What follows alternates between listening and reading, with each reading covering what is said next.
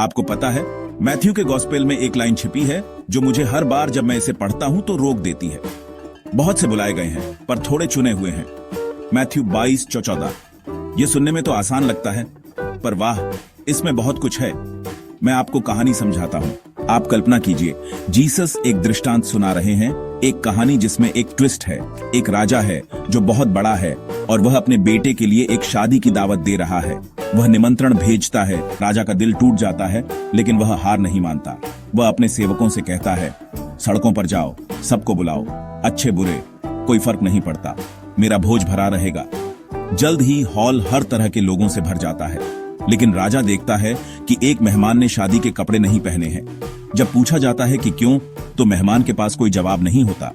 राजा कहता है, उसे बाहर निकाल दो।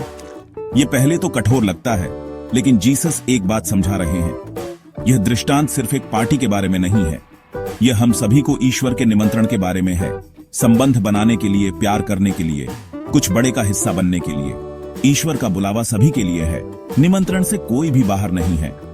इसी का मतलब है बहुत से बुलाए गए हैं, दरवाजे खुले हैं, लेकिन फिर आता है मुश्किल हिस्सा, थोड़े चुने हुए हैं।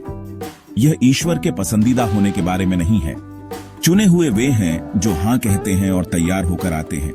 वे नए कपड़े पहनते हैं, शारीरिक कपड़े नहीं बल्कि एक बदला हुआ दिल, ईश्वर को उन्हें बदलने देने की इच्छा। देखिए, सिर्फ निमंत्रण स्वीकार करके दिखना आसान है, लेकिन जीसस मुझे और शायद आपको भी चुनौती दे रहे हैं कि हम और गहराई में जाएं। क्या मैं वास्तव में ईश्वर को मुझे बदलने देने के लिए तैयार हूं? क्या मैं सिर्फ दिख रहा हूं, या मैं खुला, ईमानदार और अधिक के लिए भूखा दिख रहा हूं? तो अगली बार जब आप बहुत से बुलाए गए हैं पर थोड़े चुने हुए हैं, सुने, तो याद रखें, निमंत्रण सभी के लिए है, लेकिन अंदर आने का चुनाव, ईश्वर को आप में काम करने देने का चुनाव, वह हम में से प्रत्येक पर निर्भर करता है। और ईमानदारी से कहूं तो असली एडवेंचर वहीं से शुरू होता है। देखने के लिए धन्यवाद। अगर इस कहानी ने आपको छुआ तो अपने विचार नीचे साझा करें और प्रेरणादायक कहानियों के लिए सब्सक्राइब करना ना भूलें।